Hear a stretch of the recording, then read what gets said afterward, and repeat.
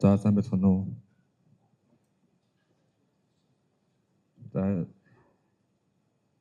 За Sky Media компани сүлжээний инженер Мөнхтлэг байна.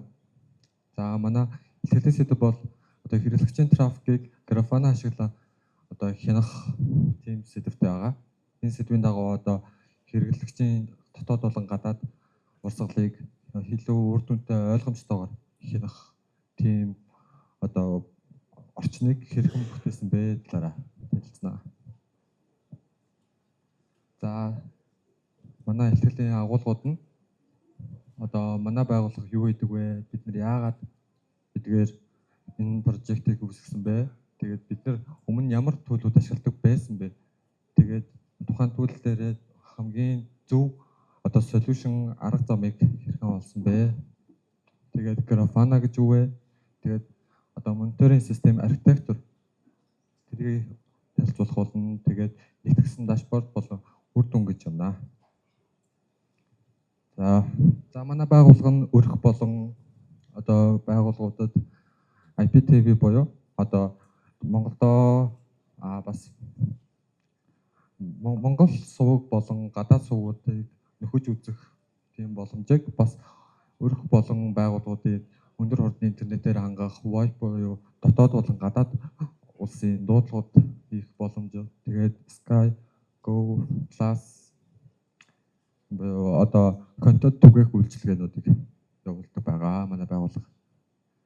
За бид нар яагаад энэ прожектыг хийх болсон бэ гэвэл одоо манай интернет үйлчилгээ авдаг байгууллага маань өөрсдөө одоо манай байгууллага өөрсдийн трафикийг хянахыг хүсээд тэгээд тэр хяналтын дагуу ямар шаардлагууд байна гэвэл одоо өөрсдийнхөө нийт трафик болон интернет рүү гарч байгаа трафик өөрсдийн нийт авж байгаа трафик нь хэдэн хувь нь гадагшаа, хэдэн хувь нь дотгошоо явж байгаа вэ гэдгийг харахыг хүссэн. Мөн хамгийн их хандлттай IP хаягууд, мөн хамгийн их хандлттай автономous системүүд тэдгээрийг харахыг хүссэн. Тэгээд тухайн үед бол манай байгууллага нь Aquarado болон одоо Libre-г ашигладаг байсан. Одоо яг байгууллагын хэрэглэгчтэй өрх биш. За Libre NMS нөөрөө одоо сүлжээний төхөөрөмж болон серверүүдийн одоо үйл ажиллагааг хяндаг тийм open source tool байгаа.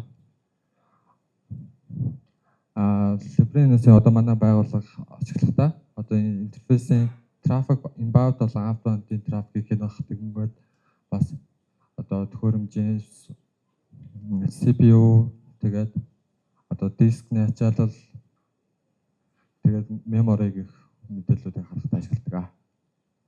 За Aquarado нь болохоор одоо flow-ыг цуглуулж тэрэн дээр одоо flow-ыг цуглуулж тэрэн дээр GeoIP болон Snap-ыг ашиглан тухайн flow-ыг илүү баяжуулаад тэгээд Visual IC гэдэг тийм open source бас tool байгаа.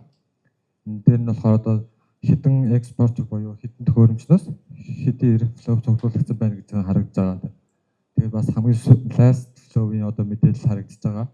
Gen source болон destination тэгээд бас packet одоо хэдэн packet байна, хэдээр byte байна гэдэг нь харагдаж байгаа. Gen нь болохоор top source IP, тэгээд top source destination, top source port, тэгээд top protocol, top source country, IP version 4, IP version 6 гэсэн мэдээллүүдийг харах боломжтой. Тухайн одоо энэ Aquarado одоо манай байгууллагт ямар боломж олгож байгаа вэ гэхээр тухайн одоо энэ flow-ийн одоо destination source destination хүртэл ямар протокол ашиглаж хэдийн хэмжээний одоо byte дамжуулж байгааг харах боломжийг манайх олгодог. Тийм Aquarado систем байгаа. За тэгээд хэрэглэгчийн одоо хүсэлтийг биелүүлэхийн тулд одоо манайх одоо жишээ нь одоо шууд ингээд одоо энэ ашигладаг Libre болон Aquarado одоо шууд хэрэглэгч одоо байгууллагын хэрэглэгчтэй access use одоо user үүсгээд тэгээд өгчих юм бол одоо Aquarado-гийн хувьд бол Aquarado нөр role based access дэмждэггүй болохоор одоо хэрвээ user үүсгээд өгөх юм бол тухайн хэрэглэгч нь бусад бүх байгууллагын мэдээллийг нь харах боломжтой болчихж байгаа. Тэр нь болохоор одоо мэдээллийн аюулгүй байдал одоо байгууллагын аюулгүй байдалд одоо ер нь нөлөөлж байгаа. Тийм болохоос одоо ийм асуудал үүсгэж болохгүй.